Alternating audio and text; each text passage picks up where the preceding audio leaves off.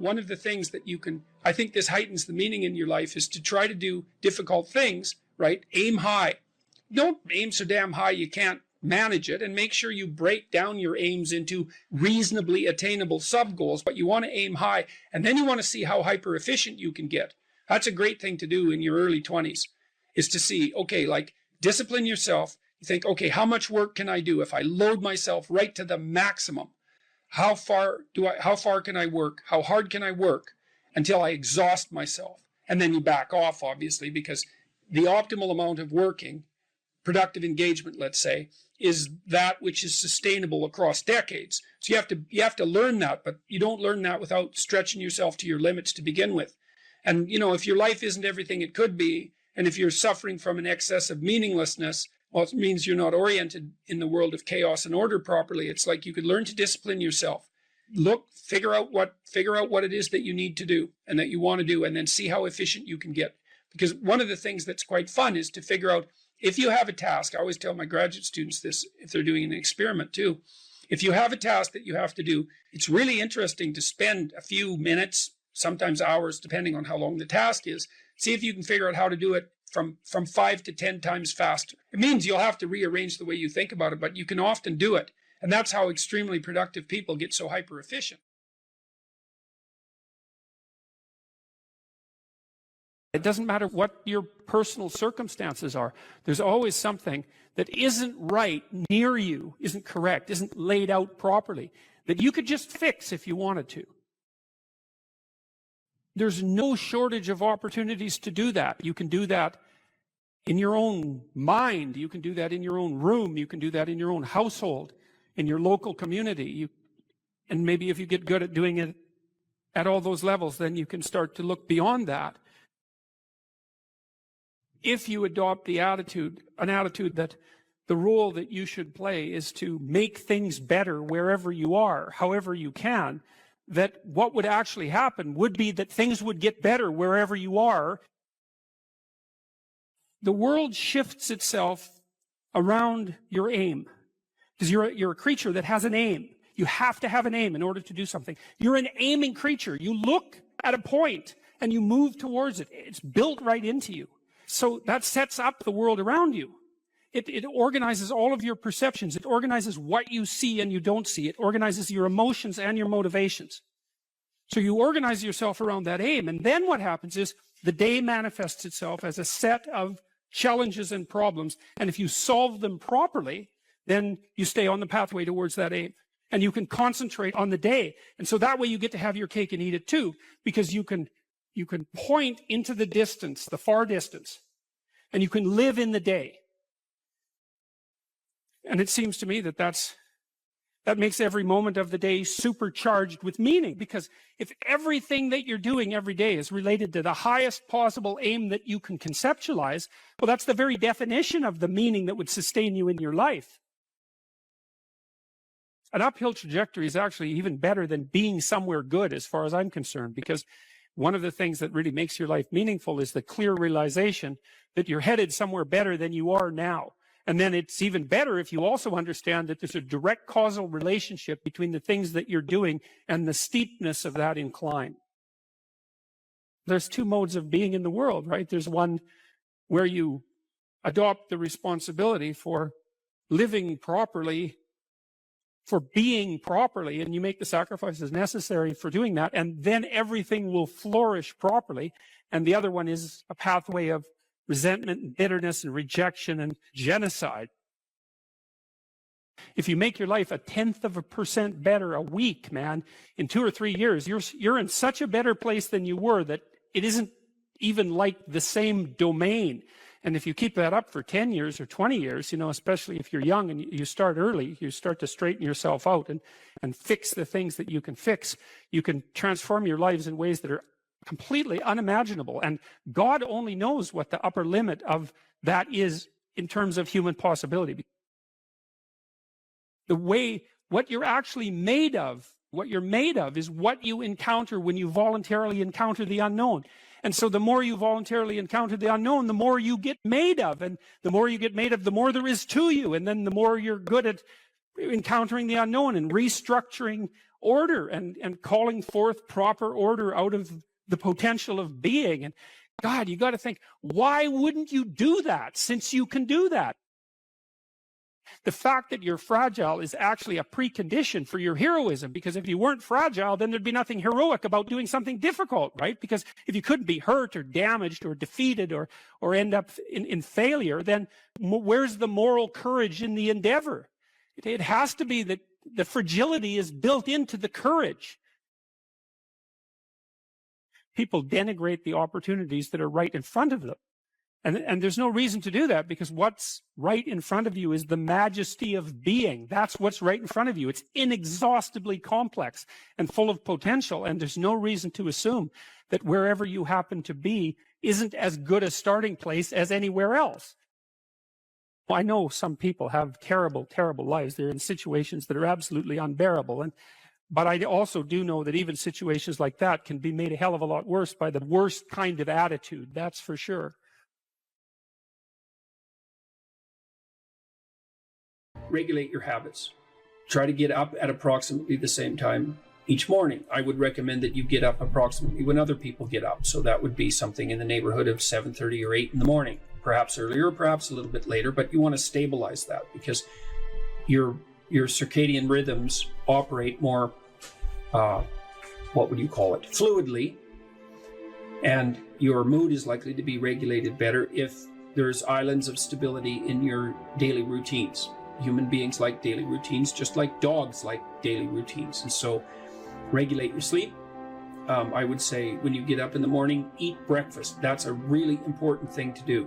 I can't tell you how many people I've treated in my clinical practice whose proclivity for emotional instability and depression, anxiety, general hopelessness, emotional pain and gloom and doom, as well as capacity to concentrate, were properly regulated or inhibited or reduced by merely ensuring that they ate a protein and fat rich breakfast relatively soon after they wake up. And that's especially true if they're stressed. And as it turns out that if you stress yourself after a fast, which is of course what you've undertaken if you haven't eaten since the night before, that your body produces enough insulin to deplete the sugar in your blood. And then it's very difficult for you to become regulated properly with regards to your metabolism until you sleep again. And so it can be regulating your sleep, and your breakfast eating habits in particular can be a very effective way of regulating your mood and increasing your capacity to concentrate. The other thing I would say is that scheduling your time is also extraordinarily useful. And so I can tell you a little bit about how to use schedules effectively. You should develop a long-term plan. So you have to set up your long-term vision. And then I would say once you set up that vision so that you know how to orient yourself, then you should start designing your days. And you can do that very effectively with a calendar like Google Calendar. Many people say, well, I hate using a schedule, or I hate using a calendar. What you're doing is using the calendar as an external tyrant that's telling you what you should do if you were going to be a conventionally good person each day. So you load yourself up with arbitrary responsibilities. But that's not really how you should use a schedule. What you should use a schedule to do is to design the day that you would most like to have. And obviously that's going to include accepting some responsibility and undertaking to make progress on those things that you have to make progress on to keep your life from collapsing into chaos. But it should also mean that you schedule in activities that make you actually want to have that day. And so if you're using a schedule properly, that it can be your friend. And that can also be something that can increase your capacity to concentrate. And then I would say, well, if you're very scattered, then you can start to train yourself. You might say, well, I need to learn to read without distraction. So maybe what you do, you say, okay, well, for the next week, I'm going to read 10 minutes a day, and I'm going to try to limit the distractions. And if you're successful at that, then you could try 12 minutes a day. And if you're successful at that, you could try 15 minutes a day. And the trick is to set a goal for yourself that is slightly beyond your current level of performance, enough to be challenging, enough to be worthwhile if you accomplished, but not so difficult that you're likely to fail. and then practice incrementally day by day, trying to inculcate the habits that you want to inculcate, and assume that it'll take you a number of months or even a number of years in order to become very fluent at the habit. The important thing is to start improving incrementally, because incremental improvement pays off like compound interest.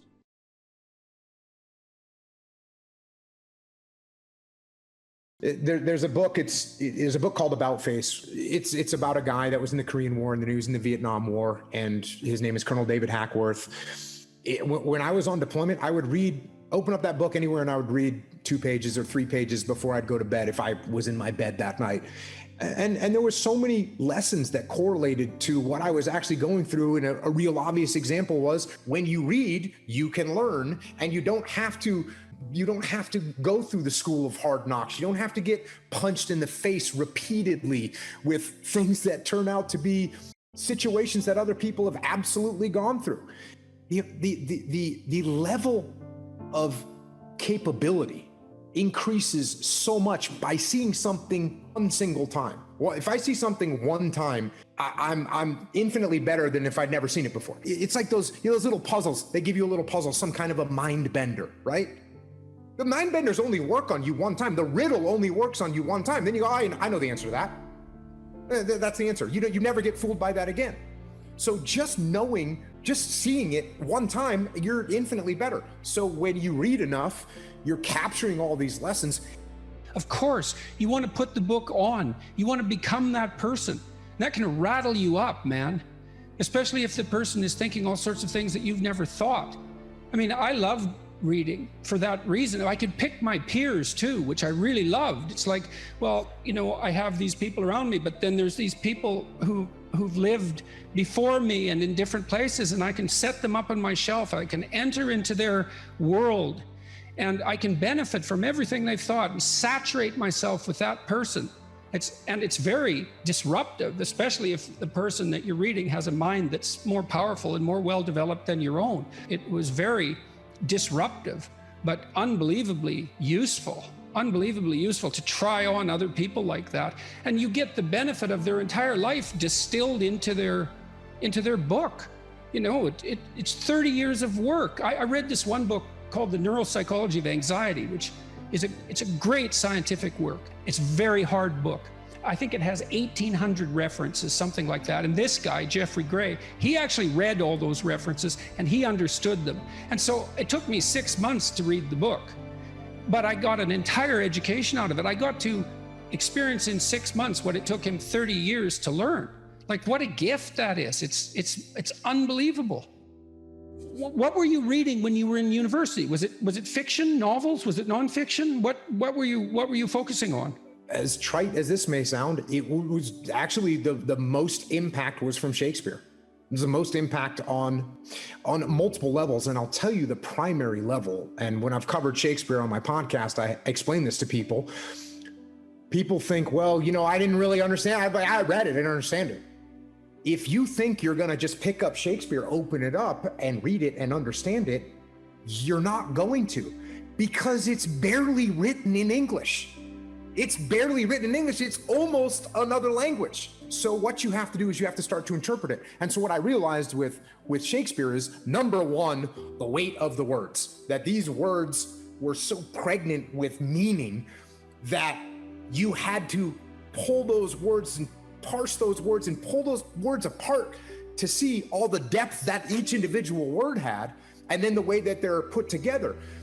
And what was great about this was, by the time I was back, because then I went right back into the SEAL teams, and somebody would hand me a rules of engagement document that was written by some lawyer in Washington, D.C., and I'd pull it out and say, wait a second, this word, I don't know what this word means. So let's pull this word out. Let's see what this actual definition of this particular word is, and how that changes my viewpoint of these rules of engagement, and how can I translate that for my troops so that they actually know what to do.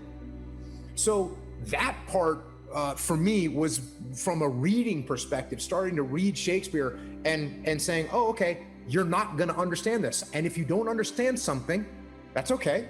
You pull out the Oxford English Dictionary and you look it up. And then you not just find out what the meaning of the word is, but what's the root word and where does it come from and what kind of depth and what kind of... Yeah, and that's really, that's unbelievably useful too. Virtually every word is like that, because a word is an ancient artifact. It's like an animal in some sense. It has an evolutionary history and it transforms across time. And each word it carries the echoes of its past with it too, because each word attracts other words in a particular unique way. So it kind of lives in a word ecosystem as well. And the ecosystem contains information about the history of that word. And you think, well, why is that important? It's like, well, hey, guess what? You think in words, you talk in words, you have all these archaic entities, these words, these living entities that you use. It's like the more you know about them, the more you know about you, the more you know about other people, and the better you are at formulating and communicating your ideas. There's nothing lost in that kind of investigation. There's nothing but gain there.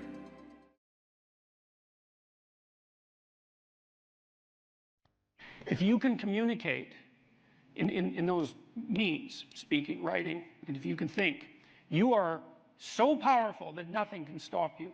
You think about it, well, what do you mean? Well, I don't care who you are. I don't care if you're a plumber or a waitress.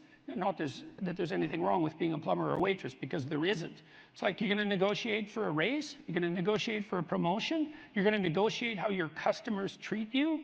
You're going to negotiate how you advertise yourself, for example, with regards to picking up customers. That's all articulated linguistic ability, the ability to express yourself. If you're good at that, you win, period. And so, right, look, there's a reason, like the children of rich people took liberal arts degrees. Why? Because the rich knew that that was the best possible training for leadership positions. And it wasn't because it was a romp through the park for 4 years and then daddy's inheritance. It was because if you learned how to communicate, you were unstoppable. You can accomplish what you want to accomplish if you're being wise about it by being eminently reasonable. That's the thing, is you can have reason on your side, and I mean reason in the best possible sense. It's like you don't have to be temperamental and impulsive in this sort of situation. You can try to put yourself together, which I would highly recommend, and then you can lay yourself open to the attacks. Now, that means you should be able to defend yourself. You should have the articulated structures at hand. You should orient yourself properly, politically and philosophically, and even physically for that matter, so that you're a force to contend with. But once you have that down, then you play it with the lightest possible hand. And that way also you have the highest probability of let's say, of changing the minds of people who are possessed by an ideology so that they can rejoin the productive political dialogue. And that's what you want. You don't want to defeat them. First of all, good luck with that. It's like, well, you've got to live with them. You can't defeat people that you live with, because there they are the next day. And if you defeat them, well, then they're defeated. Maybe that's not for the best. And second, it's not like they're happy about the fact that they're defeated. It's not like they're not going to be waiting around to find out when they can defeat you next. It's like if you're married to someone, think, well, I won that argument. It's like, no, you didn't. No, you didn't, because there that person is, waking up next to you the next day. And so if you won, and they're defeated and humiliated because of it, then the probability that they're going to react properly to you, if they have any sense at all, is very low. And so what you want is you want to negotiate your way to a sustainable peace. And that's what you want to do in the political realm too, because, well, in this country, there's a certain amount of polarization. I don't think it's anywhere near as bad as the media is making it out to be, as they go through their death spirals and generate clickbait like mad. Because, in the US, you guys have been voting 50% Republican and 50% Democrat for about 20 years, right down the middle. It hasn't changed that much. But these people who are on the opposite side of the political spectrum from you, they're the people who live across the street. They're the people who live down the street. They're family members, for that matter. And you're going to have to live with them. It's like you don't want to defeat them. You want to bring them back into the reasonable political dialogue. And you do that by having a certain amount, first of all, by getting your act together so that you're a credible and admirable person, but then by having some forbearance and negotiating towards peace. The Greeks had the maxim, know thyself. How do we come to know ourselves in terms of our personalities and, more importantly, potential? Well, one of the first ways to come to know yourself is to understand that you don't. You can learn to kind of watch yourself like you're watching a stranger. You have to adopt a position. It's a position of radical humility, I would say. Humility in two senses. So one sense would be the humility of recognizing your ignorance. So you have to understand that you don't know who you are. That's not easy to understand because you think you know, but then you remember you can't control yourself very well. You're not very disciplined. You're full of flaws. Maybe you don't know yourself as well as you think, but it's hard to get low enough to understand how deeply it is the case that you are ignorant about who you are. Now, there's an upside to that too, which also is that you're also ignorant about who you could be. And so the discovery of that, is some reward for the horror of determining who you actually are. And then I would say, well, then you watch yourself. You watch yourself like you're watching a stranger. You watch what you say and you listen. And you think, well, what sort of person would say that? And how am I reacting emotionally when I'm communicating in that manner? Is that making me feel stronger or weaker? Is it filling me with shame? Is it helping my confidence? Am I laying out a lie? Am I deceiving myself and other people? Am I adopting this personality at parties that is designed to impress and to amuse, and it comes across as nothing but self-centered narcissism?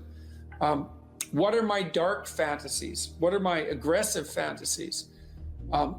What is it that I'm willing to do? What am I interested in so that I'll spontaneously pursue it? What do I procrastinate about and why? What am I unwilling to do? What do I think is good?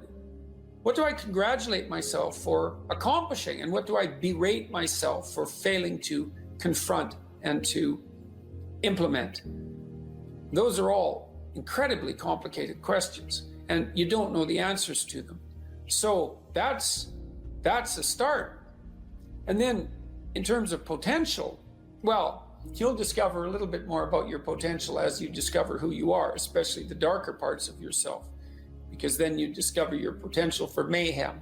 There's some real utility in that. It's actually something that strengthens you, because the first thing that a realization like that can in fact produce is the ambition to incorporate that dangerousness into a higher order personality. And that can make you implacable. That can make you someone who can say no when you need to say no. That can make you someone who won't avoid necessary conflict. And so that's unbelievably useful. And so that's one of the potentials that you might discover. The other thing you do to discover your potential is you challenge yourself. It's like Rule 4 in my book, 12 Rules for Life, is compare yourself to who you were yesterday and not to who someone else is today. And that's kind of a good way to start this. It's like, well, take a bit of a look at yourself and think about what's not so good that you could improve, that you should improve by your own standards, and that you would improve, and set yourself a little goal. Maybe you're not studying at all at your university.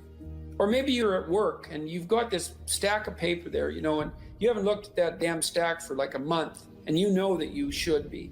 And you're bothering yourself at night because you're avoiding that.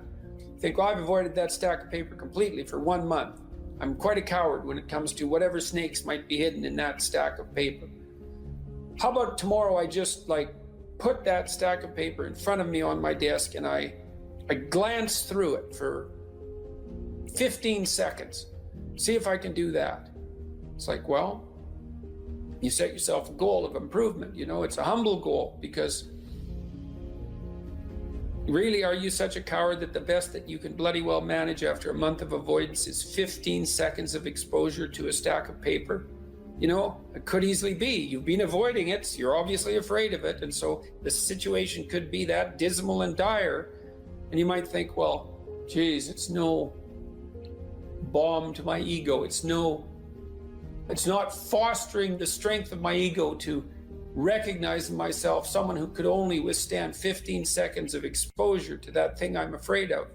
And so that's a form of humility too. It's like there's things you could do to improve, and you know what they are. And there's small steps that you could take, that you might take, that would put you in that direction.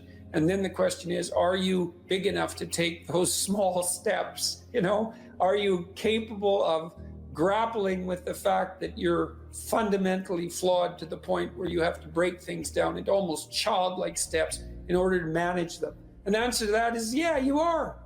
And that's the lot of, I don't know if it's the lot of everyone. Most people have things they avoid, you know, and they're afraid of. So I would say to some degree, it's the lot of everyone. People vary in the degree to which they've conquered that. And you do meet people from time to time who are extraordinarily disciplined. But most of the time they've got disciplined in exactly this manner. It's through slow incremental improvement. And then you challenge yourself. It's like, well, could I do this? That would be better. Then you find out, and then you think, well, is there something slightly larger and more challenging that I could do that would be better? And you try it and you find out. And as you try it and you find out, generally you get better at it and you can take on larger and larger challenges. You know, you take responsibility for yourself. That's part of standing up straight with your shoulders back. It's like, take on the world, man, but only at the level that you can manage. You know, when you're ignorant and biased and deeply flawed and immature, it's where everyone starts. You don't want to bite off more than you can chew, but it doesn't mean that you can't wrestle with part of reality. You know, some part that's small enough so that you have a good shot at victory. To put yourself together, this first steps towards that is to allow yourself to be a fool, right? It's because you don't know what you're doing. You have to admit that. And there's going to be a loss of ego or destruction of ego, arrogant ego that necessarily accompanies that. But you need the loss of that arrogant ego because it's precisely what's interfering with your movement forward. You know, it's part of the adversarial process, mythologically speaking, that stops moral progress. You're too proud of who you think you are to notice what you're like so that you could change properly. You don't want to sacrifice that part of yourself. It's probably associated with some delusion that helps you maintain a positive, although very fragile self-image, you know, in the absence of genuine effort. It's not to be recommended. You know yourself by watching and paying attention. It's watching like you're a snake. A snake watches like cold-bloodedly with no emotional reaction, just to see what's there. It doesn't allow, symbolically speaking, doesn't allow what is wanted or desired to interfere with what is observed. So you watch yourself like that, as if you don't know who you are. Well, that's the beginning. And then you challenge yourself continually to see how far past yesterday you can push today and tomorrow, and to continually experiment with expanding the domains not only of your competence, but of your ability to increase that competence. And the upper limit to that is proportional to the moral effort that you put into it. The more that's guided by the highest of all possible visions, right? The alliance with the highest of all possible conceivable good. And the more it's accompanied by truth in speech and action, the more you will develop your potential. And you also, I suppose, have to be willing to undertake that as an adventure, because it's a hell of a thing to bear that kind of responsibility. It takes a person out of the ordinary. It takes them out of themselves. And there's an alienation and an isolation that goes along with that, and a great sorrow, all of that together. But there's deep meaning to be had in it, and there isn't anything better that you can do. So that's the answer to that question. So you're at a particular stage right now, and that stage would involve a particular worldview and the behaviors that go along with that. So the perceptions and behaviors. But it's not enough, because you haven't mastered the whole world and you're making mistakes all the time. And then there's other neurological mechanisms that, so maybe that's a more left hemisphere phenomenon, the instantiation of that identity. Then there's right hemisphere mechanisms that are tracking your errors and keeping track of them. And the errors are an indication that your theory is incomplete. So the errors accumulate and the information around the errors accumulate, and another identity starts to become formulated, and it solves all the problems your previous identity did, but also some additional ones. When you have an aha moment like that, it's the manifestation of that next identity that's making itself known. It's because it's being built from the bottom up. It isn't explicit yet. And then you'll encounter an explicit statement. You mentioned a couple there, and they map onto that. And that's the aha. It's like, oh yes, that's what ties together these things that I've been wrestling with in the back of my mind. One thing about the dopamine system that's so important and also explains a lot of pathology, but also a lot of human evolution, is that we have basically one major reward system, which is the dopaminergic system. I sometimes like the analogy that, nowadays you hear about cryptocurrency or the dollar versus the euro versus the this versus the that. There's only one currency in all of reality, actually, and it's dopamine. Whether or not it's the dollar-backed dopamine or it's euro-backed dopamine or Bitcoin-backed dopamine, in the end, whether or not someone has $1 billion or $2 is really that currency resides as something that's transacted in the real world, but their notion of power and potential is dopaminergic. And so too, the potential for mates, the potential for food, how much food you have, how much meat you have stored in the freezer tells you a lot about your security and well-being for you and your family, right? And that is translated into a dopaminergic internal representation of how safe and secure you are, et cetera.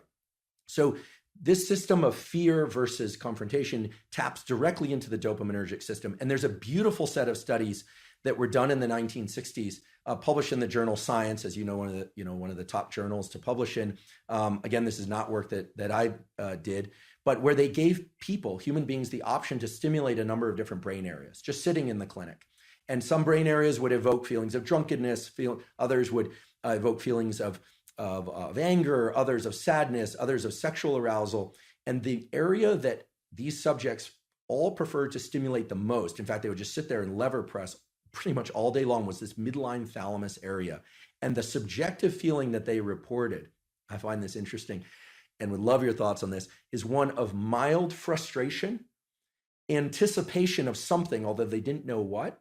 Yeah, anticipation. And it's this idea, I think, that it's tapping into the dopamine system. And the dopamine system... Well, the dopamine system says something good is going to happen. That's right. The key... It says something good is going to happen. Something good is going to happen. And it's an appetitive state in some sense, because it doesn't signify the acquisition of... It's not satiating. Right. It's appetitive. That's right. And so it drives you forward. And you might think that being driven forward would be unpleasant, but if you're activating the systems that drive you forward voluntarily, then that's the most positive form of positive reinforcement you can have. I think I read animal researchers who said that when they watched animals who were bar pressing to receive stimulation in those brain areas, the animals would look forward as if something was about to appear that they wanted to have appear. Incredible. So that was part of that apprehension. It's a hope system in some sense. Right? It's the elicitation of hope. That's right. It's dopamine, and here I'm robbing words from others, like my colleague Anna Lemke, who, it's not about having, it's about wanting. It's not about pleasure as much as it is about craving and motivation and drive. And something critical about And Panksepp called it seeking. Yeah, brilliant. I never met Panksepp. Did you? You met Jaak? I met him online. We were in a neurological chat room, so to speak, for a neuropsychological chat room for about 5 years, and I had a chance to interact with him a fair bit in that. So that was really good. I'm envious. He's done beautiful work, and thank you for calling people's attention to his work. I know you've done that many times, and such key work. The dopamine system is in touch with the autonomic system, sure, because it has to register success versus failure of some pursuit. The prefrontal cortex is actually part of the dopamine reward system. People often overlook this, and then we just think about nucleus accumbens and ventral tegmental area. But the prefrontal cortex, because as you pointed out before, it is generating possible outcomes, different rules, different selves are being projected into the future. You can think that the 2 marshmallow task, the classic, give kids the option to either have a marshmallow now or wait and have 2 marshmallows, and the cute little videos of the kids in the room with the marshmallows, sniffing it, talking to it. Occasionally a kid will just stuff it in his mouth. Another child will turn away, delightful, right? And all sorts of ideas have come about how they do in life versus if they can wait or not wait. In any case, that's dopaminergic anticipation. The key thing with dopamine, I think, that encapsulates the most of it is this notion of reward prediction error, which is very simple. If you are excited and anticipating something, you are generating some internal sense of the probability of it happening. We're going to the ice cream store, kids. Let's go. We're going to have ice cream. We have ice cream. It's closed. The disappointment that they experience actually brings them far lower than they would feel, much more sad than they would feel than had you not told them you were going to get ice cream, which speaks exactly to what you were saying, that it's an anticipation signal. So dopamine's going up, up, up, we're going to get ice cream, and then no. So it drops below baseline. They would have been better off being not told they were going to the ice cream store. Just drive right by it. The danger of hope. The danger of hope.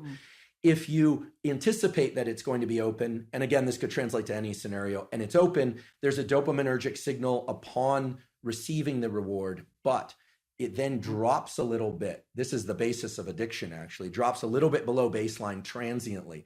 So we always think of the ice cream is the reward. Well, actually, the reward was right before you had that first lick of ice cream because you know you're going to get it.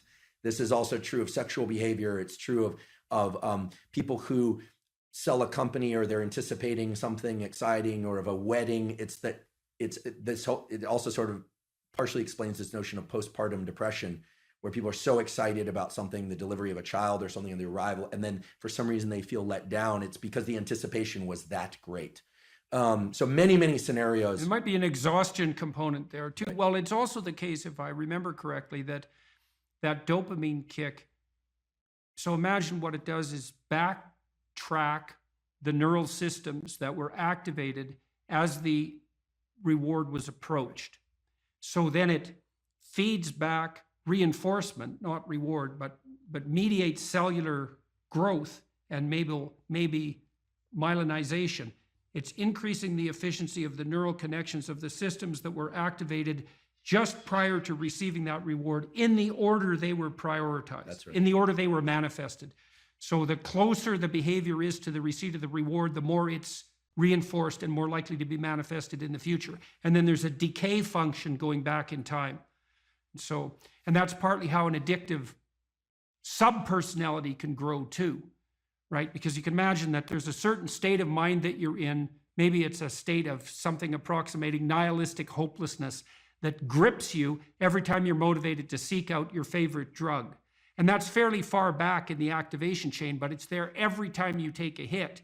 So what happens is the dopaminergic reinforcement produced by the drug reinforces that nihilistic hopelessness that drives the drug-seeking behavior. That's right. And that's how, in part, you develop a monkey on your back. Yeah, I love the example, even though I'm sad that it happens for people. I love the example because what you're saying is that, and it's exactly right, that the memory for events and states of mind and emotions that preceded a successful collection of reward or arrival at reward is set into a huge number of motor commands, some of which are subconscious. And Right. And the ultimate dopamine signal, actually, I experienced this the other day. I can give an example. My girlfriend and I decided to go to the beach. We were going to go do this little ritual that we've been talking about doing for a while. And I had on a piece of paper what we had written out we were going to do. And I had it in my back pocket. And we got to the ocean and the sun was setting. It was sort of perfect timing for this. And the piece of paper was gone. And I thought, oh my goodness, how did I screw this up? Like, of all the things, I'm supposed to, I'm 47 years old. This is not like I should be able to do this, that Get your I act blew together. it. I blew it. So I went back to the car, long walk, looking everywhere. It was not a windy day, but I thought, gosh, where's this piece of paper? Looking around, didn't find it. Went all the way back to the car, wasn't in the car, came all the way back. And I was walking toward her. I saw her and I thought, okay, this is really embarrassing. I'm going to just have to wing it or remember. We didn't have our phones intentionally either, so we couldn't look it up. And then I saw the piece of paper on the beach and it was partially buried in the sand. I picked it up and I was elated. What happened there was my dopamine had dropped way below baseline because I was disappointed that I'd lost it, disappointed in myself, etc. And then I found it. Right. And right. so Your anticipation was for nothing. Exactly. So you got punished by yourself for that. Exactly. Because that should be eradicated. If you're highly anticipatory and it doesn't make itself manifest, then you were seriously wrong.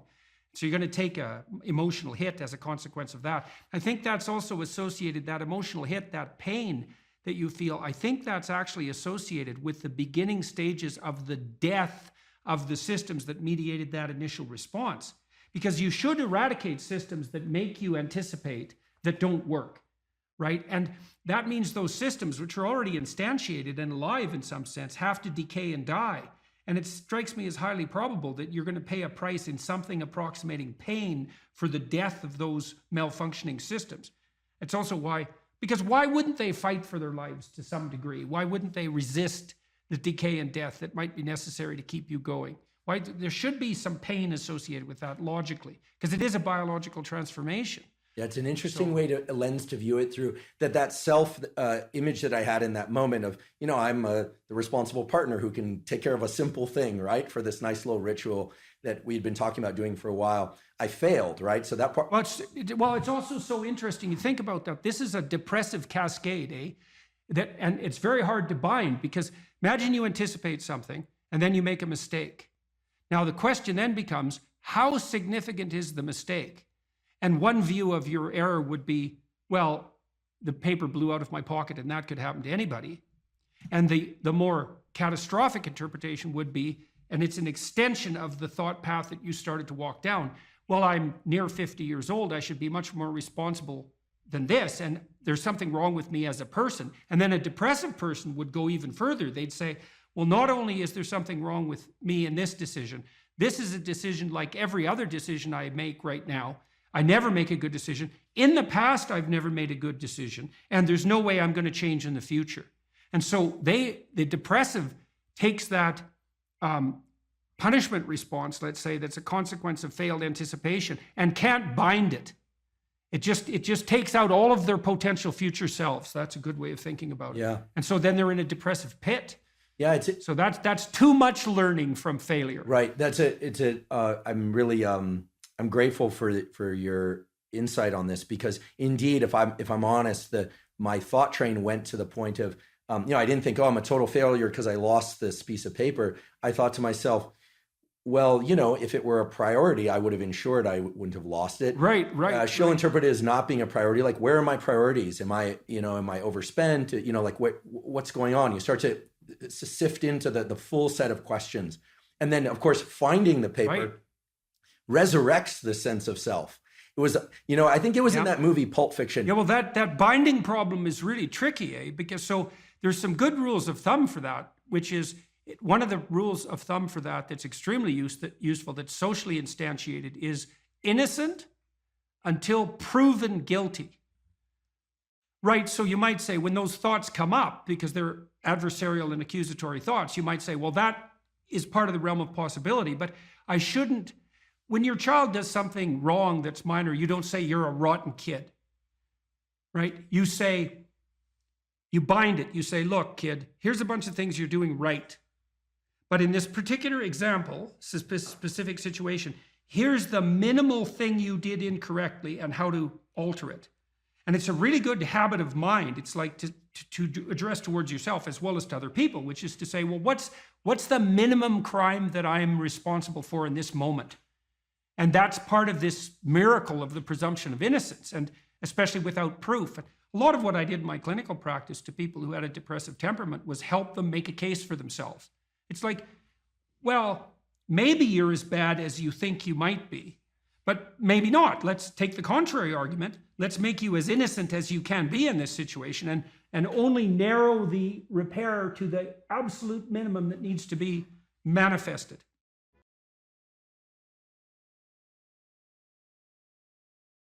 So imagine you have a goal in mind. You want to get to work in the morning. I used to ask my students a question like this, is like, what? Maybe they're going to write an essay. Why are you writing the essay?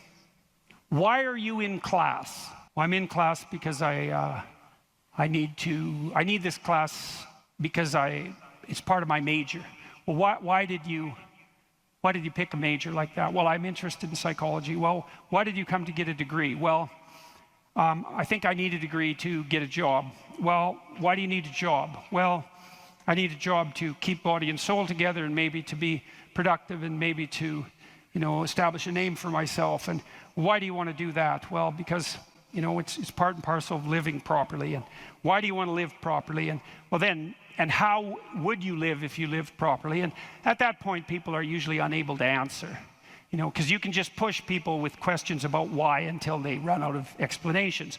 But the point is that you're always doing whatever you're doing because what you're doing is nested in a sequence of goal-directed actions. And those can be more or less sophisticated. If you're not very sophisticated at all, the nesting might be like 2 structures deep. Maybe you're, you're bored and you want to go get drunk, and why? Well, because you don't want to be bored. And if someone pushes you a little farther than that, you hit them. And, you don't want to delve into it. But if you're sophisticated, you have a pretty good hierarchy of answers. So you might say, well, why do you want to be a productive and generous citizen? And like I said, people usually bottom out there, but you could say, well, that's part of reciprocal altruism, and if I'm productive and generous, then that'll encourage other people to be productive and generous, and if we're all productive and generous together, then there'll be more for everyone, and we'll all get along better, and we'll get along for a longer period of time, and that'll make us all more stable, and that'll make our societies better. And then you might say, well, why is that relevant? You might say, well, because the alternative to that is something like a descent into something approximating hell, and so that's part of a reflection of the divine order and the eternal battle between good and evil. And then you could push it farther than that, and you could say, well, are you going to be on the side of the redemptive hero, or are you going to be on the side of the eternal adversary? Like, you can keep digging down farther and farther, and the farther down you dig, the more you get down into what you might describe as the implicit religious substrate. And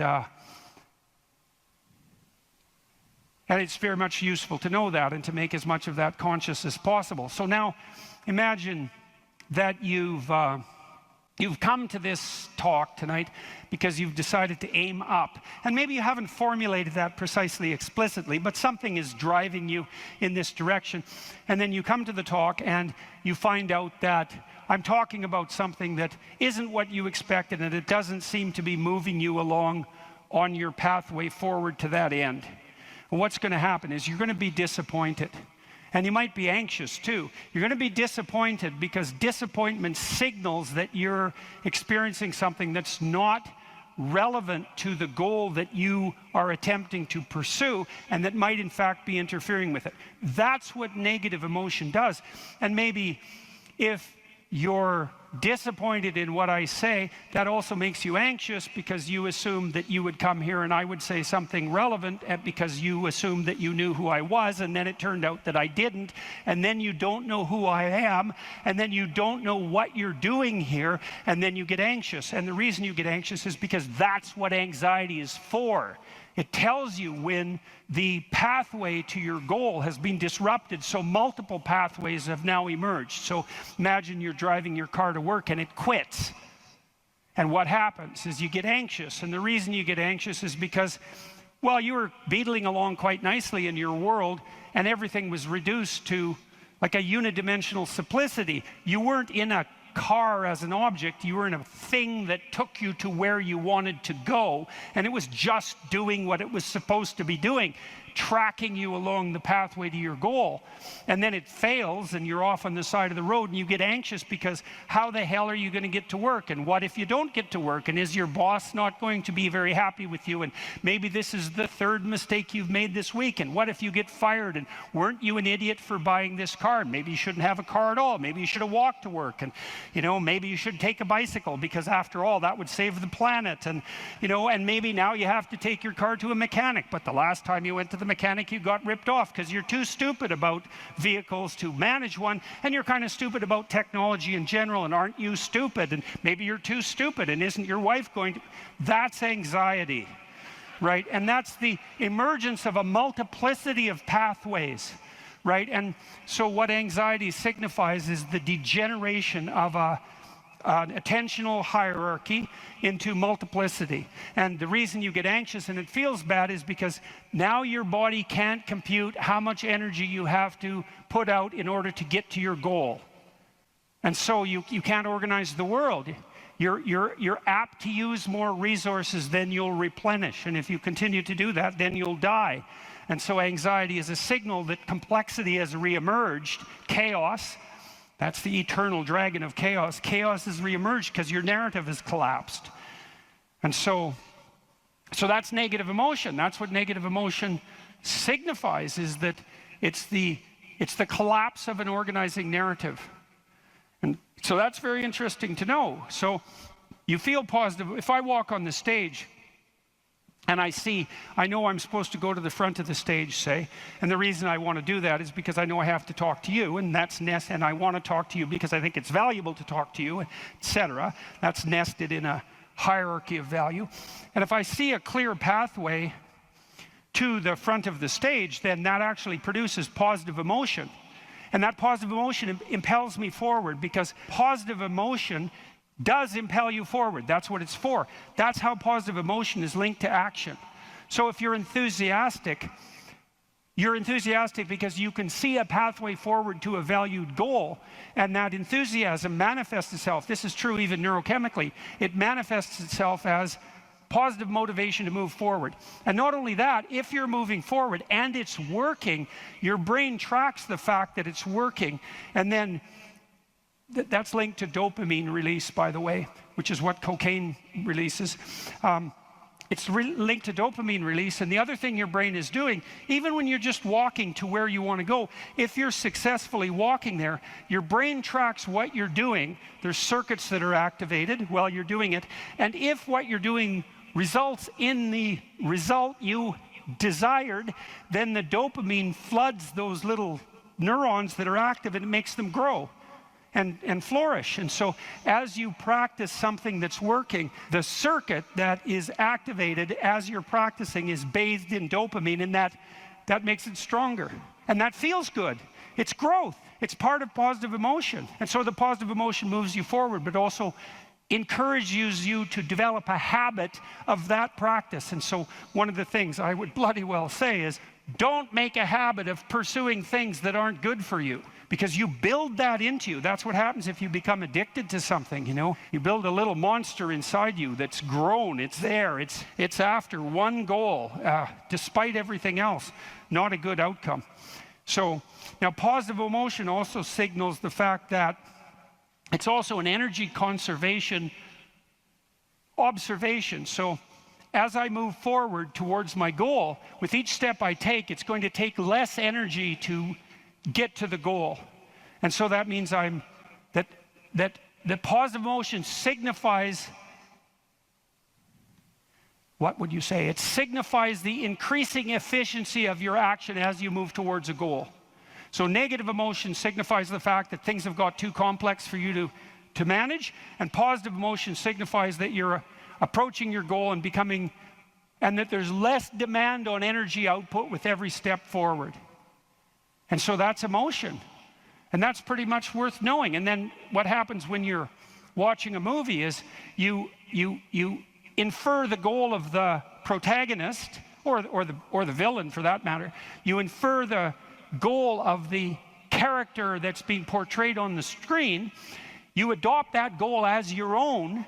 Then you play out the emotions in your own body, which mimics the structure what would you call the character that's being portrayed on the screen, and you live that all out inside you. And that's also how you understand other people, right? You don't listen to someone and then figure out what they're saying and then infer what they're thinking. That isn't how it works. What you do is you listen to someone till you figure out what they're up to. As soon as you figure out what they're up to, you can adopt that frame of reference. As soon as you adopt that frame of reference, you have the same emotions. And that's what makes you united. And so that's so interesting. And so then you think, look, there's 5,000 people in here. If there were 5,000 chimpanzees, you guys would be tearing each other into shreds, because no one would be able to know what anyone else was up to. But because all of you are here paying attention to the same thing in the same way, you have virtually identical emotional states, and that means instantly your behavior is rendered predictable to one another. And there's no difference between that and peace. They're the same thing. And so what that means is that one of the predicates of a civil, productive, and peaceful society is that everyone inhabits the same narrative. And you might say, well, we don't need the same narrative. It's like, yes, we do, because if we inhabit a different narrative, then we're running emotionally in different directions, and we will not understand each other, and we will run into conflict, and that conflict can become deadly at the drop of a hat. And so it's a precondition for a civil society that everyone is united in the same narrative. And then that begs the question, right? What is the narrative insofar as we're unified? And another question, which is, what should the narrative be? Right? Now, the postmodernists figured out that we looked at the world through a story, but they said their mantra is they became skeptical of meta-narratives, which are uniting narratives. And that's all well and good to be skeptical about meta-narratives, but you run into the problem of internal disunion, because if you don't have a uniting narrative, then you're divided against yourself, and you run into the problem of social disunity, because if we're not looking at the same thing for the same reason, then we can't get along. And those are big problems. Now, the way the postmodernists glided over that immense cataclysmic problem was to offer the proposition that the narrative that unites us is just one of power and oppression, right? And that the fundamental motivation that guides, first of all, even your internal organization, your own internal tyranny, you're oppressing your id or your natural self. And then if you establish a relationship with someone like a marriage, well, that's just a manifestation of patriarchal oppression. And if you organize a business relationship, it's a relationship of mutual exploitation, and so far and so on, all the way up the political hierarchy, all the way back into the past. A more dismal view of human existence couldn't possibly be formulated. And I always think about it as a kind of implicit confession. It's like, so you think the world's all run by power, do you? Okay, I know what game you're playing and attempting to justify, and it's completely bloody preposterous, because first of all, if you tyrannize yourself, you're going to be one miserable creature. Plus, you're going to rebel constantly, as you already know. I'm sure all of you have tried at one time or another in your life to force yourself to do something with a whip, so to speak, and what you instantly find is that you're so condemned to be free that you'll even resist your own tyranny, right? Try telling yourself to do something and see if you do it. I'm going to go to the gym. That's New Year's. I'm going to the gym 3 times a week, 2 hours a day. It's like, no, you're not. You're going to last like 3 days. And then you're going to find an excuse. The rebellious part of you is going to find an excuse, then you're not going to do it. And it's a bloody mystery, isn't it? Because you'd think you could tell yourself what to do. Because otherwise, who are you? You're the part that told yourself what to do, but you don't listen, so what the hell's that part? That's you, that's for sure. So you can't even tyrannize yourself with any efficiency. And then if you're married, men, you're married, try tyrannizing your wife and see how well that works. And like, it might work for 10 minutes, but she's not as big as you, but she's a lot sneakier. And you have to wake up with her tomorrow morning. And so even if you do win the fight, which you won't, she's going to bloody well take it out on you the next day, and no wonder. And so you're bound in that relationship by the necessity of continual iterative interactions, right? And they have to be moderately peaceful, or you're going to tear each other into shreds. And if it's constant conflict, you're both going to just exhaust yourself and die. So how the hell is that going to work? So it has to be at least mutually reinforcing. And maybe if you really got it together well, you could interact with each other in a way that improved your interactions across time. And maybe you're wise enough so that if you were on that track, the way you would experience that in the moment would be as exactly the kind of relationship you'd want to have with someone. And that would be something like the spirit of play and romantic love. And that would be the manifestation of an instinct that orients you across time properly in a relationship in the moment. And that's such a wonderful thing to know, right? That instinct for play and romantic love might be the voice of the wisest instinct you have, the deepest orientation to meaning that you have. You know, because there's nothing more delightful in a marriage or in a family, if you have children, than to be able to engage in something like voluntary play.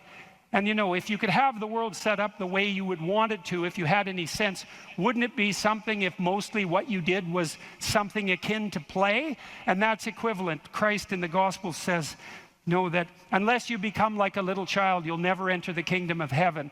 And what does that mean? It means to rediscover that intense immersion in life and that capacity for play that characterized us all as children that we can't maintain because we have to mature, but that we could rediscover as adults if we were sufficiently wise and careful. And so, and then, you know, if you have friends, it's like, well, you tyrannize your friends? Well, then you don't have friends. You're just a bully with henchmen. And as soon as you stumble, they're going to stab you in the back because you surrounded yourself with craven psychopaths.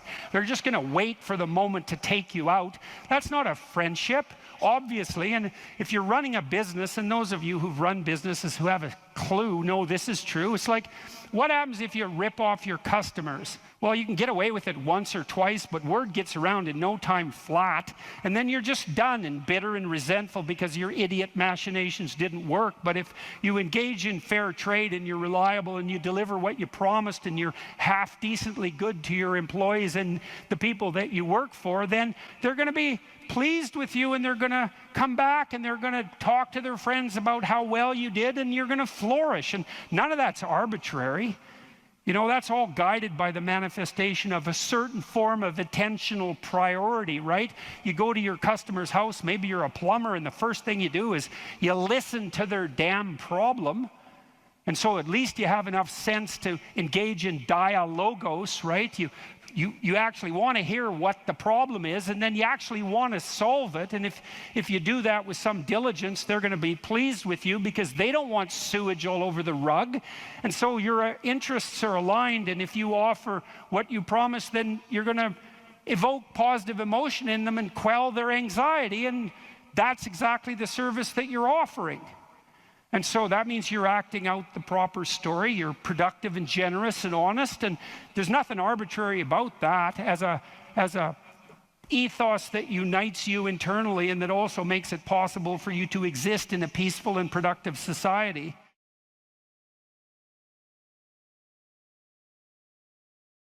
So I was talking to a client the other day. It was so interesting. This person said something. He had been talking to his mother, and he just made a casual comment. He said he was talking to his mother, who was in a state of grief for good reasons that were independent of this particular person, who said, and I hate her. And I thought, oh, that's interesting. Like, where did that come from? And so I made a comment on that. That's a Freudian slip, right? Because there was the conversation was flowing, and then this little emotion-tagged utterance came forward. And whenever an emotion-tagged utterance of that sort comes forward, you know it's associated with a whole rat's nest of underlying pain and anxiety and what would you call it, disappointment and frustration that hasn't been properly rectified. So it's like a marker. And you know this when you're talking to people. They say something and you think, oh, you know, like, wow, too much information. That's one way of thinking about it. It's like, just what are you up to? And then if you have any sense, you just forget that even happened and you continue. But that's like the snout of a dragon peeking out from a cave. And you might say, well, it's just a snout, man. But it's not, because dragon snouts tend to be attached to the whole damn dragon. And so this is also something to know about relationships, because when you're in a relationship with someone, they'll do that now and then. They'll you know, utter something and you think, haha, it's like there's a bump in the road. Well, we're going to look underneath that at our peril. But if you do go down there and you look at it, then the whole thing comes, you can start to disentangle the web of memories and experiences that are all tangled together as a consequence of their emotional identity. Because I could say, well, everything that makes you anxious or everything that makes you upset is the same as every other thing that's ever made you upset. And then there's an even different subset of that, which is all those things that have made you upset that you've never dealt with. They're all laying down there at the bottom of your nasty little soul, waiting to pop themselves up in some random utterance, right? And so then you go in there at your peril, because if you're the person who pokes around in that, then you're going to get blasted with all of that stuff. It's going to come out like almost uncontrollably. Then you can sort it out. And so what you find is if you ask a person a question like that and then you let them free associate, which is just talk about it, they'll do a wandering around like that maze that I told you about. They'll do a wandering around of that entire territory. And sometimes just having them wander around in it can help them straighten it out. But you might find out that something happened to them 15 years ago that left them with a terrible sense of guilt or dismay or frustration. And then when they interact with their parent in a certain way, the parent knows exactly how to tap that, and then that all comes up, and that's what produces that little utterance. And so that's the material of the world manifesting itself. That's what matters manifesting itself. And it almost always manifests itself as an object, something that objects. We're having a conversation. It's going quite well, no problem. There's a bump in it. There's an emotional disjunct, right? Now we're no longer in the same place at the same time. We're no longer playing the same game. So then I might say, okay, well, let's open that up and see what's behind it. Well, and the question is, what's behind the game you're playing? And the answer to that is all the world that you're ignoring, always. So when imagine that, think about it this way. You're trying to do well in a class and you get a bad grade. Okay, so you're in this little frame, you want to get a good grade, that isn't happening, you got a bad grade. Okay, what is it that's manifesting itself as the bad grade? Well, you could say, well, it's a C- on a piece of paper. It's like, well, that's, really? No. That's the objective manifestation. You got a piece of paper with a C-. The value-free proposition is that you've been delivered a piece of paper with a curve on it and a little, negative sign. Well, you think, well, that's what that is. Well, it's as dopey as thinking, well, here you got your failing grade, you go into the lab and you weigh it on a scale, and then you burn it and see what it was made of. It's like, well, why did I get so upset about that? It's just paper. It's like, no, that's not just paper. It's an entity that exists in a web of connections. The fact that it's signified by paper is almost completely irrelevant. What is it? The answer is, you don't know. And that's why when you pick it up, you get this paralyzed sinking feeling, because your limbic system is a lot smarter than your perceptual systems. And your perceptual systems say, well, that's a piece of paper, and your limbic system says, nah, for sure, dragon. Right. And so then you're sweating, and then maybe you put it away and you go play video games, because, better the hypothetical dragon than the real dragon. And so instead you pull out the piece of paper maybe and you think, okay, why did I get this C-? Well, that's a hell of a question, isn't it? It's like, maybe you're stupid. Well, that could be, or at least stupid compared to who you think you are. Like that's the real horror that's lurking there, right? It's like, oh, I thought I was kind of smart. That's a proposition of the highest order. I thought I was kind of smart. It's like, yeah, well, what about this C-? It's like, well, that goddamn professor, right? That's the first thing. I've been attacked by a predator. That's the first response, right? So it's a nonsensical message. It's just delivered by someone evil and predatory. Well, that's, possible, but I wouldn't go there. I wouldn't go there first necessarily. So, but then say you don't go there. Okay, well, so what is this exactly? Do you not know what you thought you knew? Are you not who you think you are? Do you not work hard enough? Are your values not organized properly? Do you misuse your time? Are you in the wrong field? Is the way you're construing your life completely inappropriate? Are you acting out what your parents wanted you to do and you're pissed off about it, so you're only running at 40% to spite them, despite the fact that they're paying $25,000 a year for your education? Because that's a fun game. Yeah, I'll go do what you want me to do, but I'll fail. but not completely, because then that wouldn't cost you very much. I'll just fail a little bit, so that you have to spend all that money forcing me to do what I don't want to do, but you'll never get to escape from it. And then every time we interact, I'll stab you in various ways that you don't quite understand, just to show you how irritated I am that I happen to be acting out the destiny that you've put forward for me. So maybe that's part of the dragon, right? And then that pulls in the whole parent thing. And you know, these are bottomless pits often. When you're in the world and something objects to you, something that matters objects to you, then in the entire unrealized world is in that thing that objects. It's all tangled up inside it. That's why it's the great dragon of chaos. It's everything that's outside of your conceptual structure. And what is that? It's everything that lurks outside of your walled city. And it's manifested itself like the snake in the garden. And the easiest thing to do is say, I'm not having anything to do with that. But the problem with that is, well, you get your C- and you don't do anything about it. Maybe you're a little bitter and more resentful, and your study habits get a little worse. So the next time you get like a D+, and then you collect a bunch of Fs, and then you stop going to school, and then you stop showering, right? Then you end up jumping off the bridge. And so that's how the dragon eats you when you don't pay attention to it. And so it's no bloody wonder that people avoid, you know. It's really no wonder that they avoid, because error messages contain within them the implicit world. Now, the upside of that is, well, they contain within them the implicit world. And the world isn't all negative. And so maybe you get your C-, and that's actually the best gift you ever got, because somebody finally took you and went, whack, you know, clue in. And so you take that apart and you think, oh, I don't know how to write. I don't know how to think. I've never read anything in my life. My study habits are abysmal, you know, like maybe I'm working at 2% efficiency, which is probably, I would suspect that, you know, some of you aren't doing that, but I bet there's 30 to 50% of the people in the room are working at 2% efficiency. It's like, to find that out is so optimistic. I mean, if you're barely hanging in there, but you're only working at 2%, you might imagine what you could have as a life if you're working at like 50%. So the C- can be the best gift you ever had, and that's the gold that the dragon hoards, right? That's exactly what that means. Let's say you want to become who you could be in the fullest sense. So let's say you're someone who's going to solve some serious problems.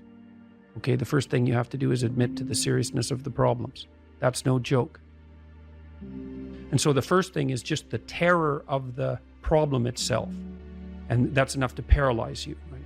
And that's the Hydra, that's the Gorgon with the head of snakes. It'll paralyze you and turn you to stone. That's the basilisk in the Harry Potter series. You look at it and it turns you to stone and lurks underneath everything, right? And it's malevolence and tragedy. And so there's that. And then the next is, well, you're going to take responsibility for that? You're really going to do that, are you? That's a hell of a load, man. And so it's daunting to even consider that. And then there's the discipline and responsibility that necessitates, which is also daunting. It's like, oh my God, the problem's that serious. I'm really going to have to get my act together in order to not contribute to it, much less solve it. And so the problem is terrible. And then the solution is daunting. But the upside of that is like, well, there isn't anything better to have than a problem that's worth solving, like that's really worth solving, right? And so the more of that you take on, the more you have a reason to get out of bed in the morning, no matter what. Like, I'm getting up, I'm trudging forward. Doesn't matter what I'm suffering from. I've got things that need to be done. They're necessary. And that gives you that sense of purpose that is the antidote to bitterness. Okay, well, let's say you want your life to be meaningful. It's like, okay, then what you do matters. It actually matters. Or how starting to clean up the room changed their life. That's quite fun, because it's something I always tell people to do instead of going out and protesting. Jesus, I just can't stand Cleaning up that. the room? Yeah. Meaning? Well, my sense is that if you want to change the world, you start from yourself and work outward, because you build your competence that way. It's like, I don't know how you can go out and protest the structure of the entire economic system if you can't keep your room organized.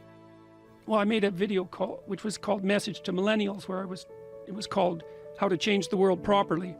A bit of on the pretentious side, I suppose, but I was trying to produce something that was a counterposition to this idea that what you should do is go out and fix up other people. You know, that's just not right. And there's a New Testament line about that, something about You know, not worrying too much about the log in your neighbor's eye, or about the speck in your neighbor's eye when you have a log in your eye. What would the world be like if people stopped avoiding the things they knew they should do? You know, because the question is, how much are we contributing to the fact that life is an existential catastrophe and a tragedy? How much is our own corruption contributing to that? That's a really worthwhile question. The things you leave undone because you're angry, you're resentful, you're lazy, you have inertia. Well, you consult your conscience and it says, well, you know, that place over there could use a little work. It's the same as working on yourself, and so you clean that up because you can, and then things are a little clearer around you, and you're a little better off because you've practiced a bit, and so you're a little stronger, and then something else manifests itself and says, well, maybe you could like take a crack at fixing me up too. So you decide to do that, and then that gets a little bit more pristine, you know, and soon, and it's humble because you're not exceeding your domain of competence. You know, it's like, don't be fixing up the economy, 18-year-olds. You don't know anything about the economy.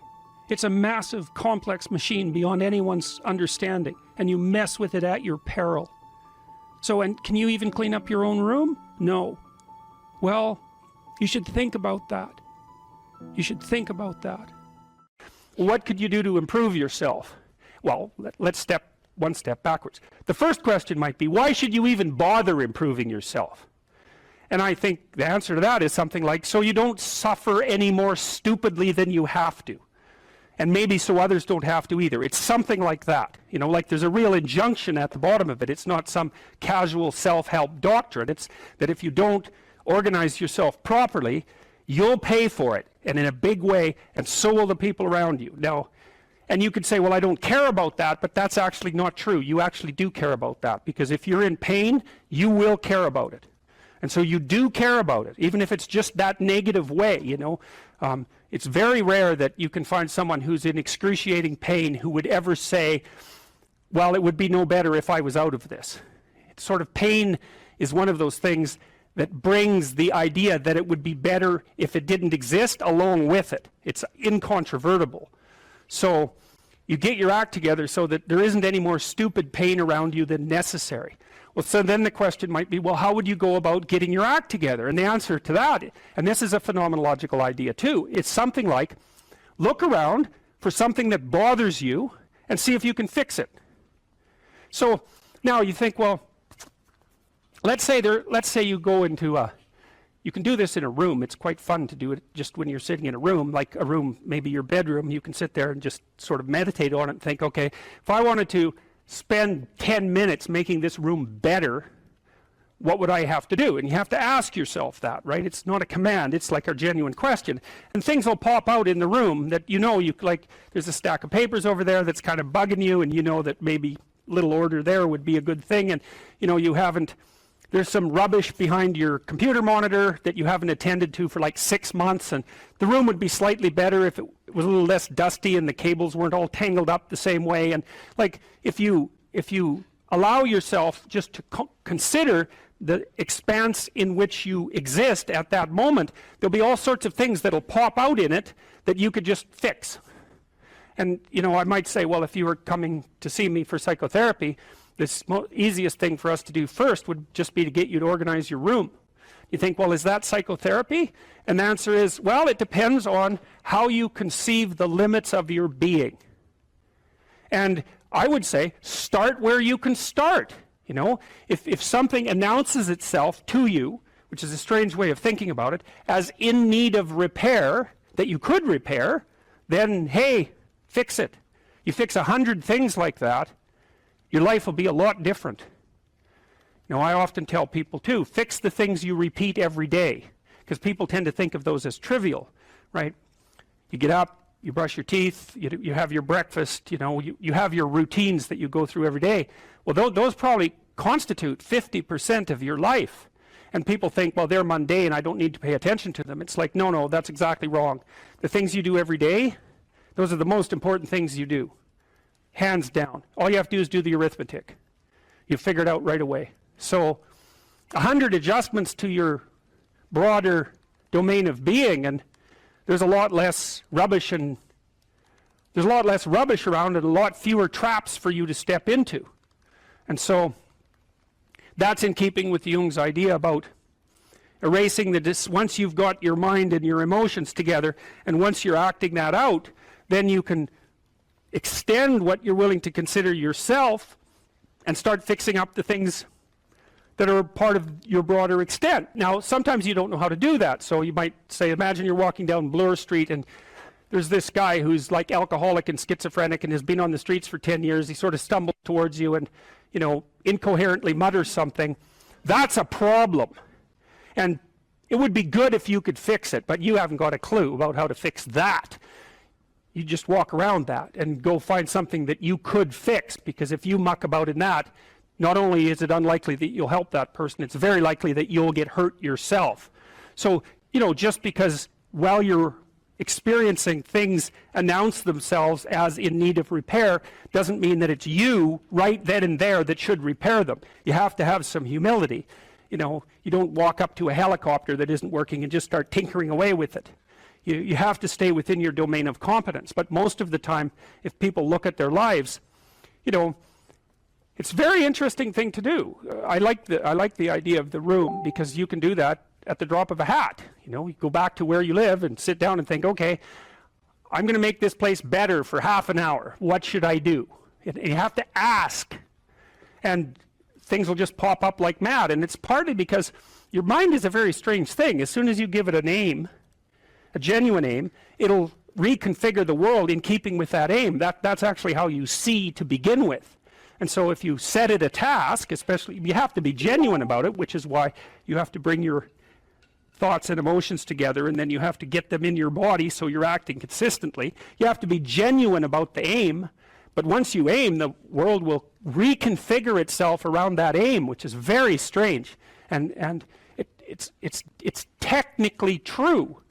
You know, the best example of that, you have all seen this video where you watch the basketballs being tossed back and forth between members of the white team versus the black team, and while you're doing that, a gorilla walks up into the middle of the video and you don't see it. It's like, you know, if you thought about that experiment for about 5 years, that would be about the right amount of time to spend thinking about it, because what it shows you is that you see what you aim at. And that, man, if you can get one thing through your head as a consequence of even being in university, that would be a good one. You see what you aim at. And so, because one inference you might draw from that is, be careful what you aim at, right? What you aim at determines the way the world manifests itself to you.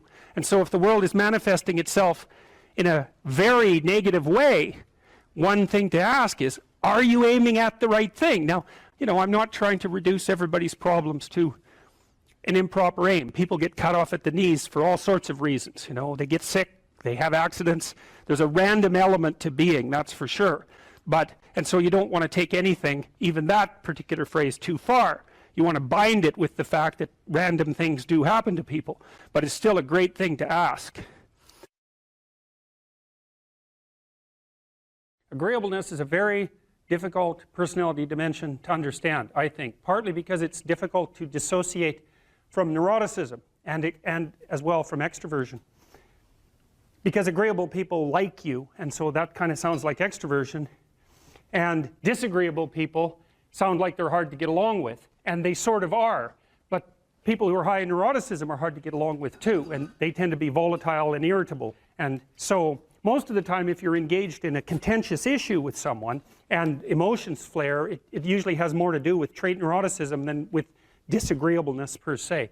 So what I'm going to do is try to describe to you what the agreeable trait is on both of its dimensions, and also to lay out the pros and cons of existence on that normal distribution, trait normal distribution, at more or less every point. Because I think, the way I look at it anyways, is that of all the traits, agreeableness is the one that seems to come with the most marked positive and negative aspects, features, let's say, so we don't confuse it with aspects, the most positive and negative features at each point on the distribution. It's a very complex, seems to be a very, very complex dimension. So I'll read you some of the questions from the Big 5 aspect scale, and that'll give you kind of an initial rule of thumb estimate about whether or not you're agreeable or disagreeable. And so here are some of the questions. Imagine that you're answering these for yourself on a scale from 1 to 5, strongly disagree to strongly agree. So the first question is, am not interested in other people's problems.